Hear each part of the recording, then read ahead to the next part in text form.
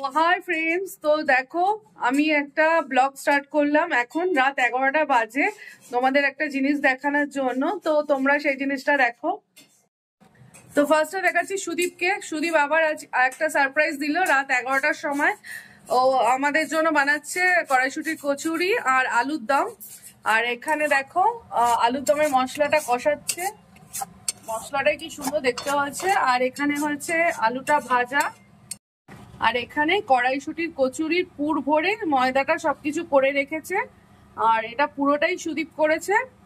তো এই দেখো। তো কোথায় গেলে নাড়ো? তো দেখো সুদীপ কি সুন্দর গোল করে কচুরি বেলেছে। আর ওখানে মনে হয় আরেকটাও বেলা হয়ে গেছে। তো আর এখানে তেলও গরম করতে দিয়ে দিয়েছে। আর এই যে সুদীপ। তো চলো বানিয়ে নিক, তারপর তোমাদের সাথে শেয়ার করবো। তো ফ্রেন্ডস, তখন দেখালাম যে সুদীপ কড়াইশুটি কচুরি ভেজেছে। দেখো কড়াইশুটি কচুরিগুলো কি সুন্দর ফুলেছে। আর এখানে আলুর দমও বানানো হয়ে গেছে। তো এটা প্লেটে দেওয়াও হয়ে গেছে। এখন এটা ছেলে খাবে।